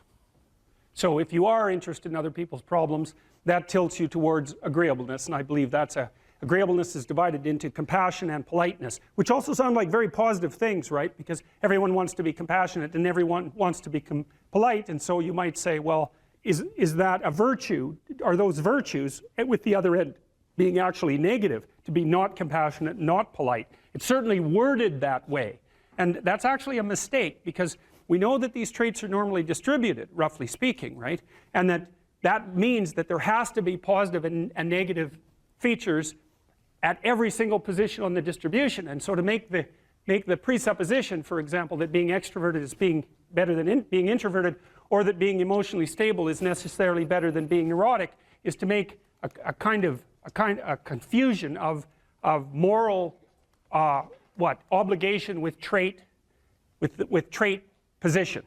You have to assume that there's advantages and disadvantages all the way along, or the distribution wouldn't have set itself up that way, especially because these seem to be biologically instantiated traits. So anyways, if you're interested in other people's problems, they like to unburden themselves to you, you care about it. That's a mark of compassion. If you're more or less indifferent to other people's stupid problems and you wish they just get on with it, then you're less compassionate, you're harsher and more, well, at the extreme, more callous. Let's see. Respect authority. That's politeness. That's part of agreeableness. Rarely, let's see.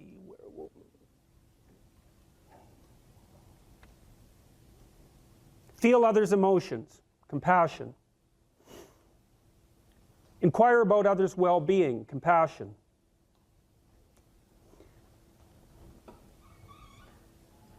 Can't be bothered with others' needs. Take advantage of others. That's disagreeable, obviously. Sympathize with others' feelings. Avoid imposing my will on others. Wait for others to lead the way. Okay, I think all of those were associated with trait agreeableness or disagreeableness. So let's think about this for a minute. So I'm going to tell you how I conceptualize agreeableness. The first thing you want to know is that women are more agreeable than men, about half a standard deviation. And that's approximately enough so that if you took a random male and a random female out of the population and you tried to guess who was more agreeable and you guessed the female, you'd be right about 60% of the time. So, but what's interesting about that, and this is something also to keep in mind, is about normal distributions, you know. So imagine you have a normal distribution so that most people are in the middle, and then you have another normal distribution, male and female, and mostly they overlap. But you see out here and out here, they don't overlap at all. And so even though on average men and women aren't that much different in terms of their levels of agreeableness by the group, if you go out and you look at the extremes, they're very different. So all of the most agreeable people are women, and all of the most disagreeable people are men. And the thing is, the extremes are often what matter rather than what's in the middle.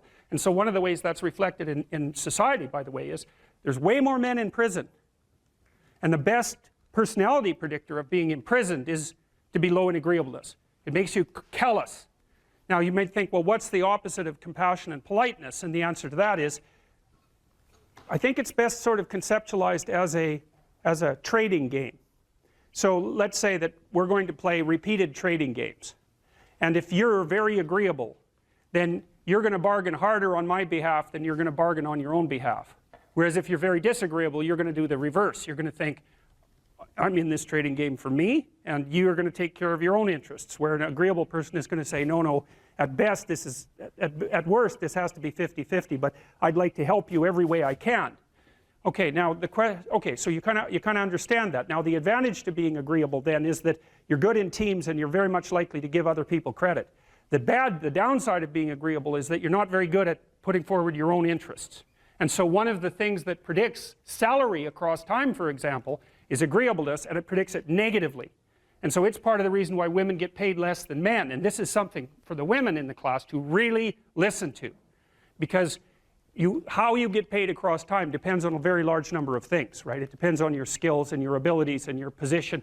and your social network and all of that. But the other thing it depends on is whether or not you actually go ask for money, or maybe that you don't even ask, because actually you don't ask for money. You tell people that you need to be paid more or something they don't like will happen. And I don't mean as a threat. I mean that you have to be willing, when you're negotiating, to have an alternative. You go talk to your boss who isn't going to give you money, because everyone wants money, right? It's a competitive game. You're going to have to go there and say, look, here's what I do. Here's why it's useful. Here's why you have to give me more money. And this is my opportunities if you don't. And then you're not taking your boss's money anyways, because it's very frequently the case that he's working for a whopping big company. But he needs an excuse to give you money, because everyone's asking for money all the time. And so you have to put your case forward powerfully and disagreeably. Now, you don't want to do it too disagreeably, because then he's going to think that you're a son of a bitch, and maybe he's not going to give you anything, and maybe you'll get fired for being mouthy and all of that. And that certainly happens to people who are too disagreeable. You got to get the balance right. But it's definitely the case. And the other thing that happens to women that's also worth noting, and this is probably because they're higher in negative emotion, is they tend to underestimate their own utility in business settings, right? Because if you're trying to evaluate what you're like, and you're more tilted towards negative emotion, then the things that you do that are wrong are going to stand out more on the foreground than the things that you do that are right. So if you go into a negotiation and you're uncertain already because you have self-doubts, and then you're agreeable in the negotiation, what's going to happen is that you're not going to win as often. And winning in a business setting or in a career development setting means more opportunity for promotion and more revenue generated. Now, the downside of that, of course, is as you climb the business hierarchy is that you also have to take on more responsibility. And that responsibility is sometimes unpleasant as well, especially to people who are agreeable, because you're not necessarily liked if you're in a position of authority. And agreeable people really like to be liked. It's their primary motivator, because they're concerned about the maintenance, I would say, of intimate, positive relationships. And that also makes them conflict avoidant. There's always people out there who are doing far better than you on pretty much anything you want to imagine. And if all you're doing is seeing yourself in their reflected light, let's say, then it's going to be pretty damn dismal. But it's not a good comparison because, well, first of all, there's danger in just comparing yourself to others, period, because they're not you. And God only knows what struggles they had to undertake to get to where they were, or what burdens they're currently carrying that you're not aware of. But you can certainly contrast yourself with yourself. And that's a lot better. It is the only way. Well, it's also the only way of really measuring anything approximating proper improvement. You can actually tell when you're a little better than you were yesterday. Right. And you can actually do that. That's another thing that's so interesting about it, is that you can actually make yourself a little better in some way, pretty much, well, I don't know if it's at every moment, but you can certainly do it every day. You're quite different from other people, and you shouldn't be comparing yourself to them, because they're not like you. You know, they don't have your family. They don't have your temperament. They don't have your troubles. They don't have your abilities. The only person that has those is you. Compare yourself to who you were yesterday and not to who someone else is today. And see, that's a game you can win. Be careful who you share good news with, because you want to share good news with people who are going to be genuinely happy for you. And that's one way that you can identify those people who are really on your side. Be careful who you share bad news with, because that's equally tricky. You know, you want someone who will listen to you when you're having trouble and allow you your grief, especially if it's a consequence of something tragic, and who won't try to one-up you, you know, because often when you're talking to people, they'll be thinking about what they have to say that's worse, and that's not helpful if you need a listening ear. Make one room in your house as beautiful as possible. I talked a lot already about the necessity of cleaning your room, which is, you know, in some sense a foolish piece of advice because it seems so obvious, but it's not obvious at all. And you'll find if you try it, especially if you're in a household that's not very functional, that you'll encounter obstacles that you couldn't imagine existed while you're trying to put your life in order. And you can take your surroundings beyond order and move towards beauty, and that's unbelievably useful. one of the things that I've been there's lots of different ways to interpret the world, and you can maybe even make a case that there's an endless number of ways to interpret the world. And the problem with that is that it kind of disorients you in terms of what you should be doing. But just because there's a very large number of ways to interpret the world doesn't mean there's a very large number of productive, meaningful, and sustainable ways to interpret the world. And one of the things you do have to do is figure out how you can conduct yourself today so that you don't upset the apple cart in a week or a month or a year. And so, what you do in some sense psychologically is you admit to yourself that your current frame of reference is faulty. Mm-hmm. And then you start opening the door to a different kind of thinking, which is more creative thinking. It's more lateral thinking. You think, well, I'm wrong, but that's not necessarily a problem because I could be right if I thought some other way. Well, that's great. Often it works. Yeah. And there's almost no end to the utility of trying to figure out which ways that you're wrong. Yeah. Because there's lots of them. And every time you discover one, then you don't have to be quite so wrong anymore. That's a really good deal. Yeah. It's from the uphill climb that we derive our value, and I mean this technically. So almost all the positive emotion we feel, especially the emotion that fills us with enthusiasm, and that's experienced in relationship to a goal. And so in some sense, you want a goal that you can never attain. So you can always move closer to the goal that recedes as you move towards it. You think, well, that's frustrating. It's like Sisyphus pushing the rock uphill. But it's not, because as you pursue that goal, you put yourself together and your life does get better and richer and more abundant. And that's why the highest levels of virtue and goal are in some sense transcendent.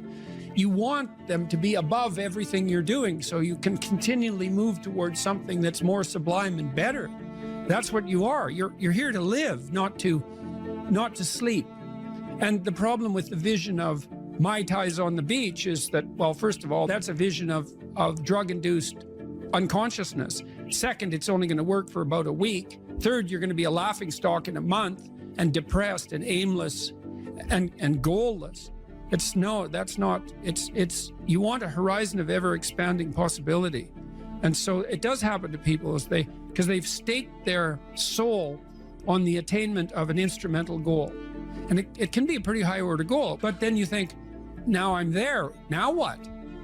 Well, the answer can't be, well, I'm going to live in the lap of luxury and never have to leave what do you want to be, a giant infant with a gold bottle? You never have to do anything but lay in your back and suck. It's like, you see the problem with that as a conceptualization. It's no, you want to be like an active warrior moving uphill with your sword in hand. And that's dynamic, that's exciting. Lay a disciplinary structure on yourself, get the chaos in check, and then you can move towards a state that's freer. It's discipline first. Like, look, if you're going to become a concert pianist, there's going to be several thousand hours of extraordinarily disciplined practice. That's the imposition of order on your potential, let's say. But what comes out of that is a much grander freedom. And so in virtually every freedom that you have in life that's true freedom is purchased at the price of discipline. That it's not some casual self-help doctrine. It's that if you don't organize yourself properly, you'll pay for it, and in a big way, and so will the people around you. And I would say, start where you can start. If something announces itself to you as in need of repair, that you could repair, then, hey, fix it. You fix 100 things like that, your life will be a lot different.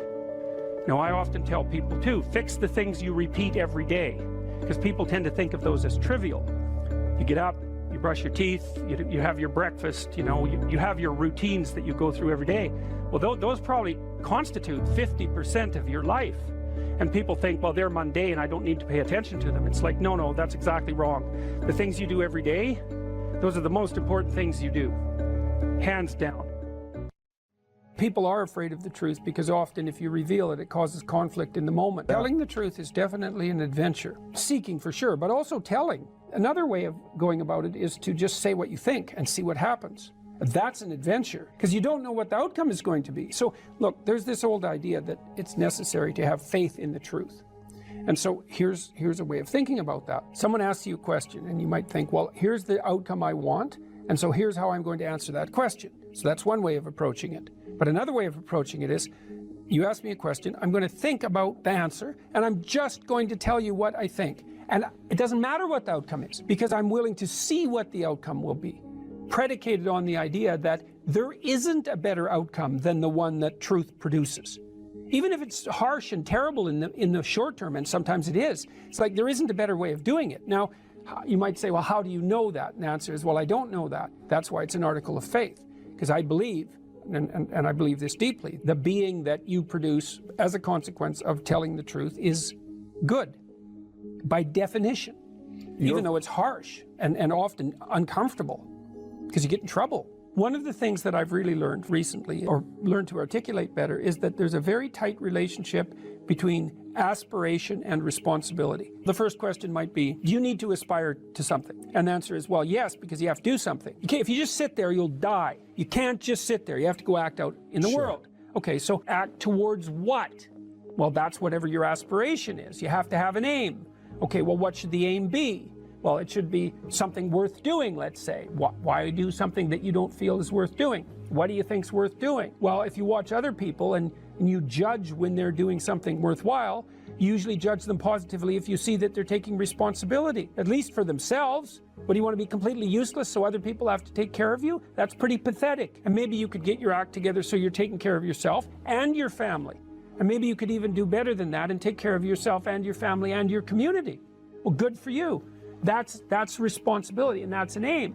Well, here's one of the things that's cool about that, is that your life doesn't have meaning without aspiration or an aim. Okay, so you need a hierarchy of values. There's got to be something at the top. It's got to be something important. If you don't have that, your life doesn't have any meaning. So if you criticize the hierarchy, or even the idea of hierarchy, you destroy the idea of aspiration, and then people have nothing. Well, that's not helpful. People are built for a struggle, and they're built for a weight, and you want to take on a heavy burden voluntarily. See if you can put yourself together. See what you can do out in the world while you're waiting to die. It's an all-in game. It better be worthwhile. The great people I know are brutally truthful to themselves and other people, and they have insanely adventurous lives. Get rid of everything you say that you only say to impress other people, and just see if you can say what you believe to be true. That's an adventure. That's the thing about the truth, you know? Well, you got to ask yourself, if you're not speaking the truth, who is it that's talking? If you're saying something that you do not believe to be true, it's not you talking. It's something else. It might be the part of you that wants to manipulate the other person into delivering what you think you want from them. Well, what is that spirit of manipulation that you've allowed to possess you? It's not you. Let's say you decide to live your whole life in that instrumental manner. You're going to craft your words like the student who says, well, I'm going to write what the professor wants to hear so I get the grade. It's like, well, you just turn yourself into that. Well, who is it that's doing that manipulating? It's not you, because those aren't your words. So even if you get the grade, it's not you that got the grade. It's the false you. It's the manipulative you. So you do that your whole life. You don't have your life. And then you think, well, God, that was a miserable life.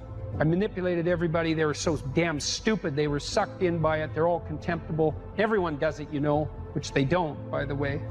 And so that's a pathway to bitterness. Partly because if you're a manipulator and you use your language falsely, you don't live your own life. You live the life of whatever possesses you when you think it's you manipulating. And so you live the life of the spirit of manipulation. You know, maybe you're in California, see someone speeding down the road in a convertible Porsche, and you think, oh man, what a lucky bastard. And the truth of the matter is that he's thinking about wrapping his expensive sports car around the next cement pillar that he comes close to. You know, you can't tell. And people have hard lives, and even people who are comparatively fortunate have hard lives. And the ideal that you're observing that makes you jealous and resentful is in large part an illusion that's created by your own mind. You have to be careful of what you're jealous of, because you don't really know what it is. And then the other thing that's kind of useful is to understand you're quite different from other people, and you shouldn't be comparing yourself to them, because they're not like you. They don't have your family. They don't have your temperament. They don't have your troubles. They don't have your abilities. The only person that has those is you.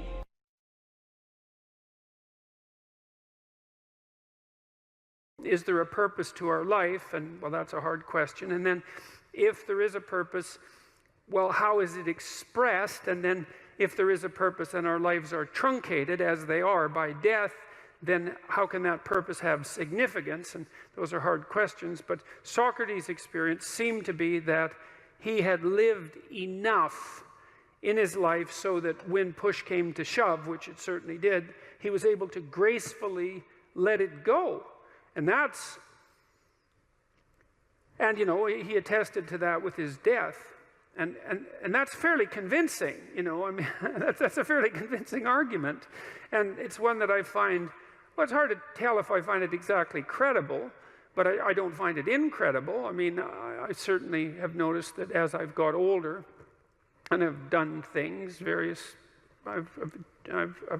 what would you say, accomplished isn't exactly the right word. I've participated in many things that I'm pleased to have participated in them, but wouldn't necessarily go back and participate in them again. It's sort of as if when you do something and you finish it, it's as if it's done. You don't have to do it again. And maybe it's possible, who knows, that if you finish your life, whatever that might mean, if you exhaust your life, then that's enough life, you know, that you've had enough. And I mean, that doesn't mean that I try not to keep myself healthy and that I want to die tomorrow. It doesn't mean any of that. I'm trying to stick around as long as I can, but there's still that curiosity about the relationship between life and mortality, and the possibility that a life well lived exhausts itself in some fundamental sense, so that you can be satisfied, let's say, with what you were. There is some psychological evidence that bears on this. If you ask people what they regret, especially as they get older, what they generally report is things not done. So they don't regret so much mistakes they've made, although of course people obviously regret mistakes they've made as well. So they don't exactly regret sins of commission, right? Errors that they've actively made. They torment themselves for opportunities that had presented themselves that they did not, let's say, exploit or engage in. And I think that's worth thinking about too, because one thing that I have become convinced about with regards to human consciousness, which I think is equivalent to the spark of divinity in some sense that our fundamental stories insist has been placed within us, is that human consciousness is that faculty that confronts potential itself.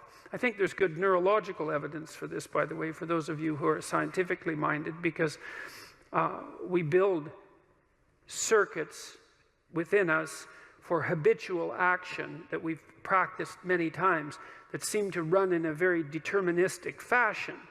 And we are a strange combination of deterministic and non-deterministic as far as I can tell. But what our consciousness seems to be for is to encounter those things that we have not yet encountered. And those things that we have not yet encountered seem to me to be those things that have not yet been brought into being. And so you could say that what our consciousness is for the encounter with potential. You know, that our consciousness is it's not for the past, it's not even for the present. It's to transform the future into the present. And really that's what our consciousness does. When you wake up in the morning, you have a new day ahead of you, and the day could take you in very many directions. And the weeks and the years, all of that can take you in very many directions. And you have some apprehension about what those directions might be. You have some apprehension about what role your choices might make in transforming that potential into one form of actuality or another. I mean, you certainly know that there are dreadful mistakes that you might be very tempted to make that would produce all manner of hell around you and still be tempted to do it. It seems like it's sitting there right in front of you as a possibility. You also know that, you know, you could haul yourself up out of bed and attend to your duties and do the sorts of things that you're supposed to and set a few things right that day and that week, and that likely things would at least not be worse, and they would probably be better. And I do believe that, I don't understand how this can be the case. I don't understand how it is that consciousness can function in that way, because I think to understand that, we would have to understand what it means for the future to be only potential rather than actuality, and who the hell understands that? I mean, no one. And then we'd have to understand how it is that our conscious choices and our conscious ethical choices transform that potentiality into actuality, into reality, into the present and the past. And we certainly act as if we believe that that's what we do. We upbraid ourselves. For example, when we do a bad job of it, we're upset with our children and those we love if we don't believe that they're living up to their potential. We're guilty and ashamed when we make choices that we feel are inappropriate. We understand to some degree that the manner in which time lays itself out has something to do with the ethics of our choice. And again, I would say that's a very deep idea. I think it's the most true idea I know. It's very emphasized, that idea emphasized in ancient religious stories such as those that are outlined in Genesis, or in Genesis with its strange insistence that, God is that which brings order out of chaos, formless potential, generates the world out of formless potential, and that we're somehow made in that image, which seems to me to be the case. And that the proper way, by the way, to go about acting in that image is to act in relationship to the potential that confronts you with truth and with courage, with careful articulation. That's the logos. And that if you do that, then what you bring forth is good. It's like you don't need to have all these things, but you better have most of them. Family, friends, career, educational goals, plans for, time outside of work, attention to your mental and physical health, etc. That's what life is about. And if you don't have any of those things, well, then all you've got left is misery and suffering. So that's a bad deal for you. So once you set up that goal structure, let's say, and that's really in many ways that's what you should be doing at university. That's exactly what you should be doing, is trying to figure out who it is that you're trying to be, right? And you aim at that, and then you use everything you learn as a means of building that person that you want to be. And I really mean want to be. I don't mean should be, even those things are going to overlap. And it's important to distinguish between those, because that's partly, and this is back down to the micro routine analysis. So if I was saying, well, you're going to try to make yourself more industrious. Okay, number one, specify your damn goals, because how are you going to hit something if you don't know what it is? That isn't going to happen. And often people won't specify their goals too, because they don't like to specify conditions for failure. So if you keep yourself all vague and foggy, which is real easy, because that's just a matter of not doing as well, then you don't know when you fail. And people might say, well, I really don't want to know when I fail because that's painful. So I'll keep myself blind about when I fail. That's fine, except you'll fail all the time then. You just won't know it until you've failed so badly that you're done. And that can easily happen by the time you're 40. So I would recommend that you don't let that happen. So that's willful blindness, right? You could have known, but you chose not to. Okay, so once you get your goal structure set up, you think, okay, if I could have this life, looks like that might be worth living, despite the fact that it's going to be, anxiety provoking and threatening, and there's going to be some suffering and loss involved and all of that. Obviously, the goal is to have a vision for your life such that, all things considered, that justifies your effort. Okay, so then what do? Well, then you turn down to the micro routines. It's like, okay, well, this is what I'm aiming for. How does that instantiate itself day to day, week to week, month to month? And that's where something like a schedule can be unbelievably useful. Google Calendar. It's like, make a damn schedule and stick to it. Okay, so what's the rule with the schedule? It's not a bloody prison. That's the first thing that people do wrong. They say, well, I don't like to follow a schedule. Well, it's like, well, what kind of schedule are you setting up? Well, I have to do this, then I have to do this, then I have to do this, and then I just go play video games, because who wants to do all these things that I have to do? It's like, wrong. Set the damn schedule up so that you have the day you want. That's the trick. It's like, okay, I've got tomorrow. If I was going to set it up so it was the best possible day I could have, practically speaking, what would it look like? Well, then you schedule that. And obviously there's a bit of responsibility that's going to go along with that, because if you have any sense, one of the things that you're going to insist upon is that at the end of the day, you're not in worse shape than you were than at the beginning of the day, right? Because that's a stupid day. If you have a bunch of those in a row, you just dig, you dig yourself a hole and then you bury yourself in it. It's like, sorry, that's just not a good strategy. It's a bad strategy. So maybe 20% of your day has to be responsibility and obligation, or maybe it's more than that, depending on how far behind you are. But even that, you can ask yourself, okay, well, I've got these responsibilities. I have to schedule the damn things in. What's the right ratio of responsibility to reward? And you can ask yourself that, just like you'd negotiate with someone who is working for you. It's like, okay, you got to work tomorrow. Okay, so I want you to work tomorrow. And you might say, okay, well, what are you going to do for me that makes it likely that I'll work for you? Well, you could ask yourself that, So maybe you do an hour of responsibility and then you play a video game for 15 minutes. I don't know, whatever turns your crank, man. But, you have to negotiate with yourself and not tyrannize yourself. Like you're negotiating with someone that you care for, that you would like to be productive and have a good life. And that's how you make the schedule. It's like, and then you look at the day and you think, well, if I had that day, that'd be good. Great. And you're useless and horrible, so you'll probably only hit it with about 70% accuracy, but that beats the hell out of 0, right? And if you hit it even with 50% accuracy, another rule is, well, aim for 51% the next week, or 50.5% for God's sake, or because you're going to hit that position where things start to loop back positively and spiral you upward. And so that's one way that you can work on your conscientiousness, is plan a life you'd like to have.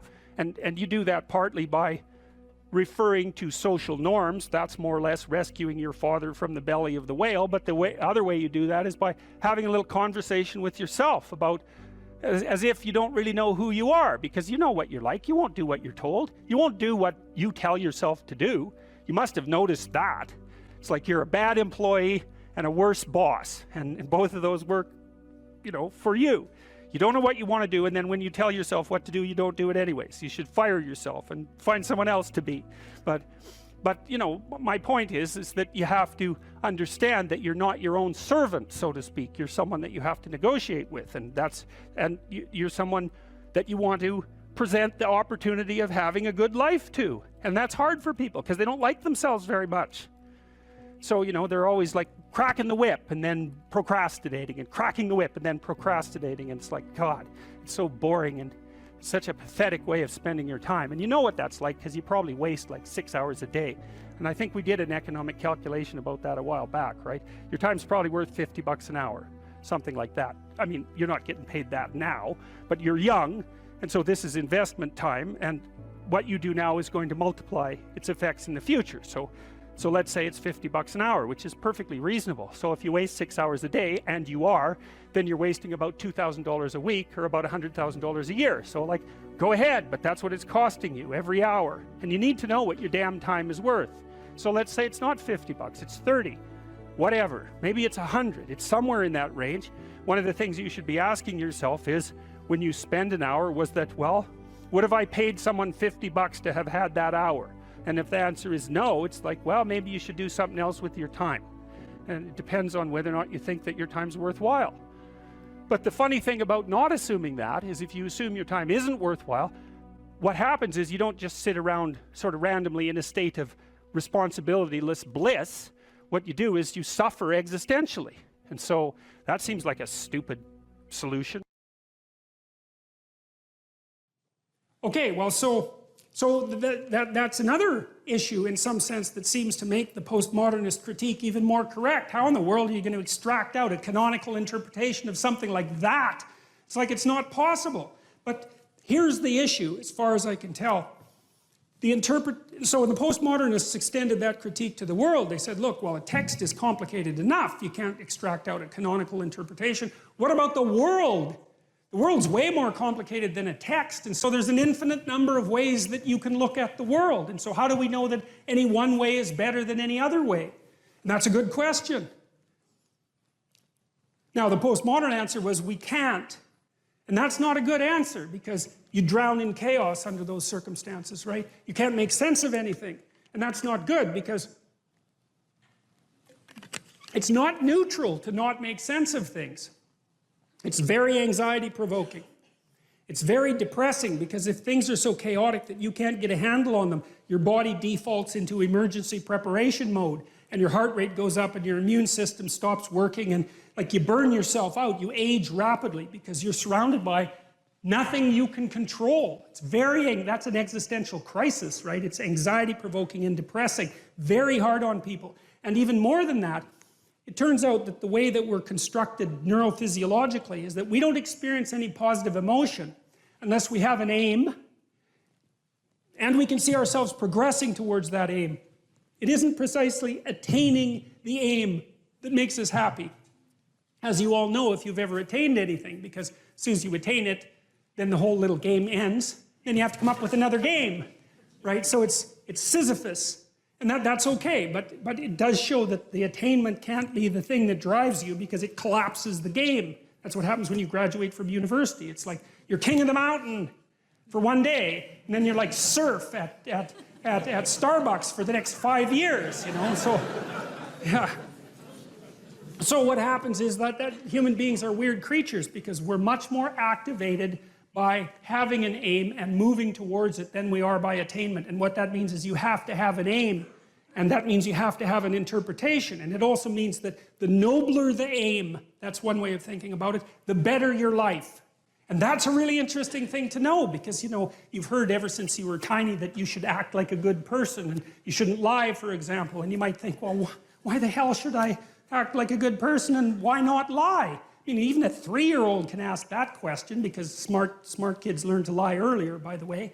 And they think, well, why not twist the fabric of reality so that it serves your specific short-term needs? I mean, that's a great question. Why not do that? Why act morally? If you can get away with something and it brings you closer to something you want, well, why not do it? These are good questions. It's not self-evident. Well, it seems to me tied in with what I just mentioned. It's like, you destabilize yourself and things become chaotic. That's not good.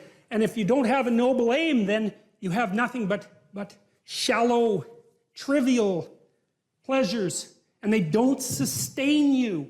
And that's not good because life is so difficult, it's so much suffering, it's so complex. It ends and everyone dies and it's painful. It's like without a noble aim, how can you withstand any of that? You can't. You become desperate, and once you become desperate, things go from bad to worse very rapidly when you become desperate. And so there's the idea of the noble aim, and it's not something, it's something that's necessary. It's the bread that people cannot live without, right? That's not physical bread. It's the noble aim. And what is that? Well, it was encapsulated in part in the story of Marduk. It's to pay attention. It's to speak properly. It's to confront chaos. It's to make a better world. It's something like that. And that's enough of a noble aim so that you can stand up without, you know, cringing at the very thought of your own existence so that you can do something that's worthwhile to justify your wretched position on the planet. So now the literary issue is that, so look, you take a text, you can interpret it a variety of ways, but that's not right. This is where the postmodernists went wrong because what you're looking for in a text, and in the world for that matter, is sufficient order and direction. So then we have to think, well, what does sufficient order and direction means? Well, you don't want to suffer so much that your life is unbearable, right? That just seems self-evident. Pain argues for itself. I think of pain as the fundamental reality because no one disputes it, right? I mean, even if you say that you don't believe in pain, it doesn't help when you're in pain. You still believe in it, right? You can't pry it up with logic and rationality. It just stands forth as what the fundament of existence, and that's actually quite useful to know. Say, well, you don't want any more of that than is absolutely necessary. And I think that's self-evident. And then you say, well, wait a minute, it's more complicated than that.